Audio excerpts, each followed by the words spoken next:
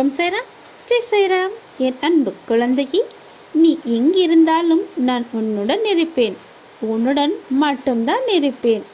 இந்த சாயப்பா உன்னை விட்டு எங்குமே நீங்கி போக மாட்டேன். உன்னை எனக்கு ரொம்பவே பிடித்திருக்கிறது. உன் கூடவே நான் இனி இருக்கப் போகிறேன். பல ரூபங்களில் பல வடிவங்களில் நான் உன்னிடம் வந்து சேரப்போகிறேன். உன்னுடைய இன்ப நிலையை நான் தக்க வைக்கப் போகிறேன்.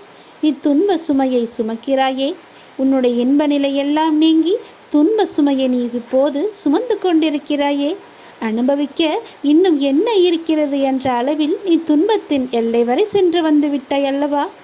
வெறுமையாய் இப்போது நின்று கொண்டிருக்கிறாய். என் சன்னதியில் எனது முகத்தை நீ உற்று பார்த்து அழும்போது என்னால் தாங்கிக் கொள்ள முடியவில்லை. உன்னை நான் கண்டு கொள்ளவில்லை என்று நினைக்காதே. உன்னை நான் கரிசனத்தோடு தான் நான் பார்த்து கொண்டிருந்தேன். நீ சொல்வதையெல்லாம் நான் கேட்டுக்கொண்டிருந்தேன். உனக்கு என்ன பதில் சொல்லலாம் என்று யோசித்து கொண்டிருந்தேன். ஒவ்வொரு முறையும் உன்னை தைரியப்படுத்தி கொண்டு நான் வருகிறேன் என்பதை நீ நினைவுபடுத்திக்கொள். இன்னும் நீ கடந்து போக வேண்டிய தூரம் கொஞ்சம் இருக்கிறது. அதுவரை எல்லையற்ற பொறுமையோடு தீவிர நம்பிக்கையோடு உனது சுமையின் கணம் தெரியாமல் இருப்பதற்காக எனது நாமத்தை நீ உச்சரித்தபடி இருக்க வேண்டும் என் தங்கமே. நான் சொல்வதை நீ கவனித்தாயா? என்னுடைய நாமத்தை நீ உச்சரித்து கொண்டே இரு. உன்னுடைய துன்பங்கள் உனக்கு லேசாக தெரியும், பெரிய கஷ்டமாக தெரியாது. நான் மிச்சதை பார்த்து கொள்கிறேன். நீ என்னுடைய நாமத்தை மட்டும் உச்சரித்தபடியே இரு. எனது சத்தத்தை உணர்வுள்ளதாக நீ மாற்றி காமி. நீ கவனித்து கேட்டு அதன்படி நடந்து கொள். அப்போது உனக்கு பல விதங்களில் ஆறுதல் கிடைக்கும். பல விதங்களில் துன்பங்கள் தெரித்து ஓடிவிடும். நீ எதற்குமே கவலைப்படாதே. நான் உன் கூடவே தானே இருக்கப் போகிறேன். உன் கூடவே எப்பொழுதுமே இருப்பேன். இருந்து கொண்டும் இருக்கின்றேன். எது வந்தாலும் நான் பார்த்து கொள்கிறேன். எல்லாவற்றையும் நான் பார்த்து கொள்கிறேன். நீ எதை பற்றியுமே கவலைப்படாதே. எது வந்தாலும் நான் உனக்கு அருள் செய்ய காத்து கொண்டிருக்கிறேன். என் பிள்ளையின் நலனே எனக்கு முக்கியம். நீ செய்ய வேண்டியது எல்லாம் என்னுடைய நாமத்தை மட்டும் உச்சரித்தபடியே இரு. எவ்வளவு கனமானதாக இருந்தாலும், உன்னுடைய பிரச்சனை எவ்வளவு கனமானதாக இருந்தாலும் பஞ்சு மெத்தை போல லேசாக ஆகிவிடும். அந்த நொடி என் நாமத்தை சொன்னால் பஞ்சு மெத்தை போல உன்னுடைய பிரச்சனை எல்லாமே தீரப்போகிறது என்று அடிவில் லேசாக மாறிவிடும் என் தங்கமே. இப்பொழுதே இந்த நொடியே என்னுடைய நாமத்தை நீ ஜெபிக்கத் தொடங்கு. உன் பிரச்சனை பனி போல உருகப் போவதை நீ பார்த்து ரசிக்கப் போகிறாய். உன் விழி நீரை பாராமல் என் விழி மூடி கிடைக்குமோ? காலந்தானே நான் மாற்றுவேன். கண்ணே, உன் கண்ணீரை இனி ஆனந்த கண்ணீராக்குவேன். நல்லதே நடக்கும். பாபாவின் பக்தர்கள் ஒருபோதும் வீணாகி போவதில்லை. நமக்கு நடக்கும் நல்லது கெட்டது, இன்பம் துன்பம், நடப்பது நடந்து கொண்டே இருப்பது, நடக்கப் போவது எல்லாம் அவர் செயலே என எண்ணினால் நாம் படும் துன்பங்களும் வேதனைகளும் குறையும். ஒருபோதும் பாபா என்னை கைவிட்டு விட்டார் என மட்டும் நீங்கள் கூறிவிடாதீர்கள். ஏனெனில் அவர் இல்லையெனில் நாம் வாழ்க்கையில் இன்னும் எவ்வளவோ அனுபவிக்க வேண்டியது இருந்திருக்கும். பாபாவின் அருளால் நீங்கள் அனுபவிப்பது கடுகளவே. நீங்கள் மட்டும் பாபாவில் கண்ணில் படாமல் இருந்திருந்தால் மலையளவு துன்பத்தை ஏற்க வேண்டியதிருக்கும். எனவே எது நடந்தாலும் ஏற்றுக்கொண்டு அவருக்கு நன்றி கூறுங்கள். அவள் பாதத்தில் சரணடையுங்கள். துன்பங்கள் எல்லாம் தூளாகும். நீ பல ஏமாற்றங்களால் மனம் வருந்துகிறாய். வருந்தாதே. எல்லாவற்றிற்கும் உனக்கு நிச்சயம் பதில் கிடைக்கும். உன் வாழ்க்கை ஒளிமயமாக மாறும் நாள் வெகு தொலைவில் இல்லை. அன்று தீபம் ஏற்ற என்னை கேட்டேன், இல்லை என்றனர். இன்று என்னையே நினைத்து வாழும் என் மக்களுக்கு நான் என்றும் தீபமாகவே இருக்கிறேன். எளிமையாக இருப்பதுதான் உண்மையாக வாழ கற்றுக் கொடுக்கும். உன்னை சுற்றி இருக்கிறவர்கள் திடீரென தாழும் போதும் வீழும் போதும் அழும்போதும் அது அவர்கள் கர்மாவினால் வந்தது என்பதை உணர்ந்து அமைதியாக இரு. அதை பார்த்து நீ பயந்து விடாதே. நான் எதுவரை உனது அசைக்க முடியாத நம்பிக்கையாக இருக்கின்றனோ அதுவரை உனக்கு எந்த தீங்கும் வராது. நீ இழந்து போனதையும் தொலைத்து விட்டதையும் நான் அறிந்திருக்கிறேன். என் கண்கள் உன்னை காணாமல் எதுவும் நடக்க முடியாது. இருந்தும் நான் மௌனமாக இருப்பதற்கு காரணம் அவை உனக்கு நன்மை விளைவிக்கும். பிற்காலத்தில் பெரும் பலனோடும் வட்டியோடும் ஆசீர்வாதத்தோடும் மீண்டும் உன்னிடமே வந்து சேரும் என்பதை நீ தீர்க்கமாக அறிந்திருப்பதால் தான் உன் வாழ்வில் நிகழ்வது எதுவானாலும் நீ ஏற்றுக்கொள். ஏனெனில் நீ கருவாகும் போதே அது தீர்மானிக்கப்பட்டது. உனக்கான நேரம் வரும் வரை பொறுமையாக இரு. நம்பிக்கையோடு நீ உன் கடமையை செய். உனக்கான அந்த நல்ல நாள் நிச்சயமாக உன்னை தேடி வரும். பிறர் ஒதுக்கிவிட்டாலும் நீங்கள் கவலைப்படாதே. நேர்மை என்ற வெளிச்சம் நம்மிடம் உள்ளவரை உலகில் நமக்கு ஓர் இடம் உண்டு. எதற்காகவும் கவலைப்படாதே. என் அருகே நீ வந்தால் உன் அருகே நான் இருப்பேன். கண்மூடி உறங்கினாலும் கண் விழித்து காத்து வருவேன். என் கண் விழியில் உன்னை வைத்து கண்ணிமித்துக் கொண்டு காத்து வருகிறேன். காலம் கனிந்து வரும்போது உன் வாழ்க்கை பிரகாசமாய் ஒளிக்கும். சாய்நாமம் ஒன்றே போதும். சங்கடங்கள் பனியாய் உருகி சந்தோஷம் மழையாய் குவியும். துன்பத்தில் உழல்வோர்க்கு உதவி செய். அதுதான் உன் கடமை.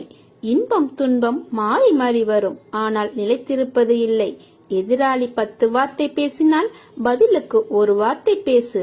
எது வந்தாலும் எதிர்த்து நின்று போராடு. நடப்பதெல்லாம் நன்மைக்கே. அன்பு என்றும் அனாதை இல்லை. அன்பை அது உரியவரிடம் செலுத்து. அன்பு என்றும் அனாதையாகாது. நீ விரும்பிய வாழ்க்கையை வாழப்போகிறாய். உன்னோடு நான் இருப்பதை உணர்ந்து கொள்ளும் நேரம் வரும். இனி கலங்காதே. எந்த சூழ்நிலையிலும் கைவிட மாட்டேன்.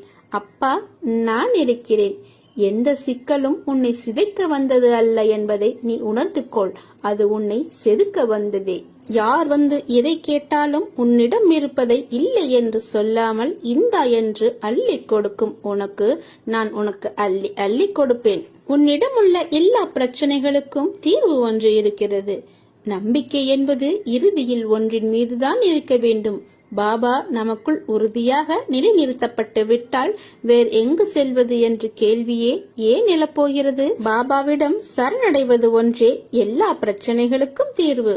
உன் வீட்டிற்கு நான் பணமாகவோ பிரச்சனைக்குரிய தீர்வாகவோ வரப்போகிறேன். கஷ்ட காலம் ஒரு மனிதனை தனக்கே அறிமுகம் செய்து வைக்கிறது. நான் உன் அருகிலேயே தான் இருக்கிறேன். கவலை கொள்ளாதே. உன் கஷ்டத்தை நான் தூளாக்கப் போகிறேன். செயல் புரியும் கடமை மாத்திரம் என்னுடையது. பலனை அளிப்பவர் எல்லாம் வல்ல இறைவன் என்னும் திடமான நம்பிக்கை எவரிடம் உள்ளதோ அவருடைய செயல்கள் அனைத்தும் நிச்சயம் வெற்றியடையும். ஏனென்றால் நம்மை செயல்படுத்துவது நம் பாபா. அவர் மீது நம்பிக்கை வைத்து முழுமையாக சரணாகதி அடைந்தால் அவர் நம்மை காப்பார். என்னுடைய 2 கண்கள் உன்னிடம் இப்போது பேசப் போகின்றன. என் கண்களை மௌனமாக இருந்து நன்றாக உற்று பார்த்து கொண்டே இரு. என் கண்கள் 2ம் உன்னுடன் பேச தயாராகிவிட்டன. உன் செவிகளை நீ தயார்படுத்திக்கொள். துன்பமே இல்லாட்டா இன்பத்தை உன்னால உணர முடியுமா? காலம் முழுவதும் இன்பமாக இருப்பவர் யார் என்று முடிந்தால் சொல். கற்பனை என்ற போர்வையில் ஒளிந்திருக்கும் நம் நிறைவேறாத ஆசைகள் நிறையவே இருக்கின்றன. ஏக்கத்தோடு காத்திருக்கும் இதயத்திற்குத்தான் தெரியும் ஏமாற்றத்தின் வழி எவ்வளவு பெரியதுன்னு. வாழ்க்கையில மிகச்சிறந்த பொக்கிஷம் சரியான நேரத்தில் கிடைக்கும் ஆறுதலும் மாறுதலும் தான்.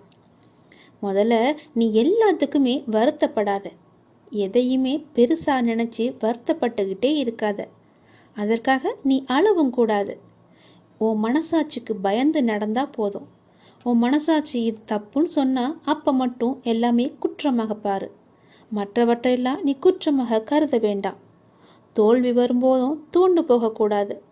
உனக்கு நீ துன்பத்தையே பெரிதாக நினச்சிக்கிட்டு இருப்பதால் தான் உனக்கு இப்போ வர இன்பம் எல்லாமே உனக்கு தெரிய மாட்டேங்குது. உனக்கு வரும் துன்பத்தை பெருசாக நினச்சி இன்பத்தை இழந்துக்கிட்டு இருக்க நீ. உனக்கு நிறைய வாய்ப்புகளும் காலங்களும் நிறையவே இருக்குது. அவற்றை உனக்கு சாதகமாக மாற்றிக்கொள்வதற்காகத்தான் நான் உனக்கு சின்ன சின்ன பிரச்சனைகளை இடைஞ்சல்கள் எல்லாம் கொடுத்தேன். அப்படி சின்ன சின்ன சறுக்கல்கள் என்பதை நீ உணர்ந்து புத்துணர்ச்சியோடு எழுந்து நடமாடுன்னு வச்சுக்கோயேன். நிச்சயமாக உன் வாழ்க்கையில் உன்னை அடிச்சுக்கிறதுக்கு யாருமே கிடையாது. நான் உன்னை பார்த்துக்கிட்டு இருக்கேன். மௌனமாக தான் பார்த்துக்கிட்டு இருப்பேன். நீ நினச்சிக்கிட்டு இருப்ப. உனக்கு மௌனமாக பார்த்துக்கிட்டு இருப்பதாக தெரிந்தாலும் உனக்கு பல வடிவங்களில், அதாவது உயிருள்ள பல வடிவங்களில் உன்னோடு நான் பேசிக்கொண்டு தான் இருக்கிறேன் என்பதை நீ உணர்ந்துக்கோ. ஒரு கஷ்டமான நிலையை சந்திக்கும் போது மனம் உடைஞ்சு போகக்கூடாது. பொறுமையுடன் அது என்ன நடக்குதுன்னு என்பதை நீ கவனிக்கணும். முழுமையாக அதை பற்றி நீ தெரிஞ்சுக்கணும். கவனித்த வண்ணம் அப்படியே இருக்கணும். ஏனென்னா என்னுடைய குழந்தைகளையும் பக்தர்களையும் எப்படியாவது நான் காப்பாற்றுவதே என்னுடைய முழு கடமையாக நான் வச்சுருக்கேன். பற்றினி தவிர கோபத்தையும் ஒரு மனிதன் அடக்கியே ஆளணும். அப்படி அடக்காட்டா அது எங்கே போய் முடியும்னு சொல்லவே முடியாது. ஏன்னா கோபமே முதல்ல துயரத்துக்கு காரணம். அப்படி வர துன்பத்தால் நீ எதையெல்லாம் சாதிச்சேன்னு நினச்சிப்பாரு. உனக்கு கோபத்தால் துன்பம் வரும். அப்படி துன்பம் வந்தால் உன்னால் மகிழ்ச்சியாக இருக்க முடியாது, இன்பத்தை அனுபவிக்கவே முடியாது. கோபத்தை வென்றவன் துக்கப்படவே மாட்டான். கோபம் இருக்கும் வர மனிதனுக்கு அமைதியும் மகிழ்ச்சியும் இருக்காது. எனவே வாழ்க்கையில் அமைதியும் சந்தோஷமும் பெறணும்னு நினச்சிக்கோயேன். அவன் முதல்ல கோபத்தை விட்டொழிக்கணும். பகவான் அனைவருடைய ஆழ்ந்த ரகசியங்களையுமே பாபா நிச்சயமாகவே அறிவார். பாபாவின் தரிசனத்தை பெற்றதால் மக்கள் மிகவும் பெரிய அளவில் பயனடைஞ்சாங்க தெரியுமா? பலர் ஆரோக்கியமும் நலமும் பெற்றாங்க. தீயவர்களெல்லாம் நல்லவர்களாக திருந்தினாங்க. பலர் வாழ்வில் நினைத்து பார்க்க முடியாத அளவிற்கு உயர்ந்த நிலையை அடைஞ்சாங்க. வறுமை நீங்கி சகல சம்பத்துகளையுமே அதிகமாக பெற்றாங்க. உங்களை நம்பிக்கை எந்த அளவுக்கு சாயப்பா மீது இருக்கிறதோ அந்த அளவுக்கு பலன்களும் உங்களை நோக்கி வந்துக்கிட்டே இருக்கும். ஆகவே நம்பிக்கையை மட்டும் நீங்கள் இழந்துடாதீங்க. நம்பிக்கை கூட பொறுமையும் இழந்துடாதீங்க. நம்பிக்கை பொறுமையோட தன்னம்பிக்கையும் வைராக்கியமும் உங்களுக்கு எப்போதுமே இருக்கணும். பாபாவோட பாதத்தை நீங்கள் சரணடைஞ்சிட்டிங்கன்னு வச்சுக்கோங்களேன். அதுக்கு பிறகு எந்த கவலையுமே உங்களுக்கு இருக்காது.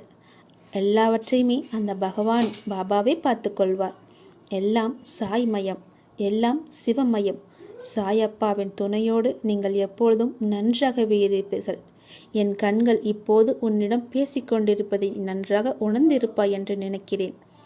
நான் சொல்வது சரி என்றால் ஓம் சாய்ராம் என்று சொல்லுங்கள். ஓம் சாய்ராம் துணை என்று சொல்லுங்கள். நிச்சயமாகவே என் துணை உனக்கு எப்போதுமே இருக்கும். உன் ஆயுள் முழுவதும் என் துணை இருந்து கொண்டே இருக்கும். எத்தனை ஜென்மங்கள் எடுத்தாலும் என் துணையோடு நீ இருப்பாய். ஜென்மம் எடுத்தாலும் என் துணை உனக்கு எப்போதுமே உண்டு என்பதை மட்டும் நீ மறந்து விடாதே என் தங்கமே. உலகம் என்று ஒன்று இருப்பதால் தான் மனிதர்கள் இருக்கின்றனர். அந்த மனிதர்கள் எல்லோருமே நல்லவர்களாக இருக்க முடியாது. சில பேர் நல்லவர்களாகவும், சில பேர் தீய எண்ணம் கொண்டவர்களாகவும், சில பேர் யாருக்கும் எந்த துரோகமும் செய்யாமல் நடுநிலையாக இருப்பவர்களாகவும் இருப்பார்கள். உன்னை முதுகில் குத்துபவர்களை கண்டு நீ வேதனைப்படாதே. பின்னால் யாருக்குமே தட்டிதான் கொடுக்க வேண்டுமே தவிர யாரையும் முதுகுக்கு பின்னால் குத்தக்கூடாது. போர்க்களத்தில் புறமுதுகை காட்டுபவர்கள் வீரமானவர்கள் அல்ல. அவர்களின் கோழைத்தனம்தான் அவர்களை வீழ்த்தும். யாராக இருந்தாலும் அறம் என்பது ஒன்றுதான். அதற்கு பல்வேறு முகங்கள் இருக்கிறது. அந்த முகத்தை நான் உன்னிடம் பார்க்கிறேன். அறத்திற்கு ஒரே முகம்தான், அதுதான் நீ. உனது நேர்மை உன்னை வழிநடத்தி செல்லும். கவலையப்படாதே. நீ எப்பொழுதும் நேர்மையாக மட்டுமே இரு. உனக்கான அனைத்துமே உனக்கு விரைவிலேயே கிடைக்கும். தானாகவே வரும். யாரையும் தேடி நீ செல்ல வேண்டாம். உனக்கு கிடைக்கும் விஷயமானது என்னுடைய முழுமையான அருளால் உனக்கு நான் ஆசீர்வதித்து கொடுத்தது. நீ வாழ்க்கையில் நிச்சயமாகவே ஜெயிப்பாய். உனக்கான சந்தோஷம் உன்னை தேடி தானாகவே வரும். தானாக வரும் காற்றை உன் மூச்சிலேயே கலக்கப் போகிறது. அந்த காற்றை நன்றாகவே நீ சுவாசித்துக்கொள். எப்பொழுதும் அந்த மகிழ்ச்சி உன்னுடனேயே இருக்கப் போகிறது. நீ சந்தோஷமாகவே வாழப்போகிறாய். உனக்கான நிம்மதி உன் சாயப்பாவான என்னை நினைக்கும்போது உன் உடம்பிற்குள் ஒரு சிரித்த உணர்வை நீ ஏற்படுத்தி கொள்ளும். அப்படி ஏற்படுத்தும் அது நீ என் மேல் கொண்ட உண்மையான அன்பின் வெளிப்பாடு என்பதை நான் உணர்ந்தேன். அன்று முதலே இன்று வரை என் உயிராய் நான் உன்னை காத்து கொண்டிருக்கிறேன். புறமுதுகை காட்டு ஓடுபவர்கள் வீரமல்ல. அதுபோல் முன்னால் விட்டு பின்னால் குத்துபவர்களும் வீரமானவர்கள் அல்ல, கோழைத்தனமானவர்கள். உன்னை முதுகில் குத்துபவர்களைக் கண்டு நீ வேதனைப்படாதே. நீ வீரமானவன். உன்னை சுற்றி என்ன நடந்து கொண்டிருக்கிறது என்று நான் பார்த்து கொண்டுதான் இருக்கிறேன். உன் அருகில் நான் இருக்கும்போது என்னை மீறி யாராலும் உன்னை நெருங்க முடியாது. உனக்கு தேவையானதை நான் நிச்சயமாகவே அனுமதிப்பேன். மற்றதை உன் பக்கத்தில் கூட நான் வரவிட மாட்டேன். நீ எதை நினைத்தும் கலங்காதே. அப்பாவின் பார்வை உன்மேல் நன்றாகவே பதிந்துவிட்டது. இனி யாராலும் எதுவுமே செய்ய முடியாது. உனக்கு கெடுதல் கூட அவர்களால் நினைக்க கூட முடியாது. என்னுடைய பார்வைக்கு மிஞ்சிய சக்தி எதுவும் இல்லை. பார்வை உன்மேல் இருக்கும்போது நீ ஏன் வருத்தப்படுகிறாய்? கலங்காதே, சந்தோஷமாக இரு. உன் அப்பாவின் துணை உனக்கு எப்போதுமே இருக்கும். உன் இப்போதைய நிலை கண்டு நீ துவண்டு கொண்டிருக்கிறாய். இந்த நிலை இப்படியே இருக்குமா? என்னை மீட்பார் யாரும் இல்லையா? எனக்கு உதவுவதற்கு யாரும் இல்லையா என்று உன் மனம் ஏங்கி தவித்து கொண்டிருக்கிறது. எல்லாமே எனக்கு தெரியும். நீ நம்பிக்கையை இழக்காதே கண்மணி. கொஞ்சம் காலம் பொறுமையாக இரு. கொஞ்சம் பொறுமை காத்துக்கொள். எப்பொழுதுமே நான் உன்னுடன் தான் இருப்பேன். எதற்குமே கவலை விடாதே. உன்னை விட்டு நான் எங்கும் அகலவே இல்லை. கொஞ்சம் தூரம் கூட நான் உன்னை விட்டு என்னால் செல்ல முடியாது.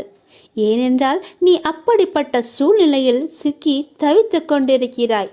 உனக்கே என்ன ஆகிவிடுமோ என்ற பயம் உன் மனதிற்குள்ளே ஆணி வேறாக அச்சாணி போட்டு அமர்ந்திருக்கிறது. முதலில் நான் இருக்கிறேன் என்று நீ நம்ப வேண்டும். உன்னுடைய நிலை இந்த நிலை இப்படியே இருக்கும் என்று எண்ணுகிறாய் அல்லவா? கவலைப்படாதே. இந்த நிலை நிச்சயமாகவே மாறும். நீ சந்தோஷமாகவே இருப்பாய். ஏனென்றால் நான் உன் அருகிலேயே இருந்து கொண்டிருக்கிறேன். உன்னை நான் என் இரு கண் கொண்டு பார்த்து கொண்டே இருக்கிறேன். நீ என்னுடைய இரு கண்களையும் பார். அதில் உனக்கு ஒரு உயிரோட்டம் தெரிகிறதா என்று சொல். அப்படியென்றால் நான் உன்னுடனே உன்னை சுற்றிதான் நான் இருந்து கொண்டிருக்கிறேன் என்று அர்த்தம். என் கண்கள் கூட உன்னிடம் பேசும். நான் மௌனமாகவே இருக்கிறேன் என்று நீ புலம்பாதே. உனக்கு வேண்டியது எல்லாமே நான் செய்து கொண்டுதான் இருக்கிறேன். என்னால் நேரடியாக வந்து செய்ய முடியாது. அதனால்தான் யாரோ ஒருவர் மூலம் நான் செய்து கொண்டிருக்கிறேன். நீ எப்பொழுதெல்லாம் இக்கட்டான சூழ்நிலையை சந்திக்கிறாயோ அப்பொழுதெல்லாம் என் பெயரை சொல்லி கூப்பிடு. நான் உன் அருகில் இருப்பதை நீ உணர்வாய். நிச்சயமாகவே உணர்வாய். உன்னை விட்டு நான் எங்குமே போக மாட்டேன். என் இரு கண்களும் உன்னை மட்டும்தான் பார்த்து கொண்டே இருக்கின்றன. அதனால் நீ எதற்குமே பயப்படாதே. துணிந்து செல். எல்லாவற்றையுமே அடித்து நொறுக்கி போராடு. நிச்சயம் என் துணை உனக்கு எப்போதுமே உண்டு.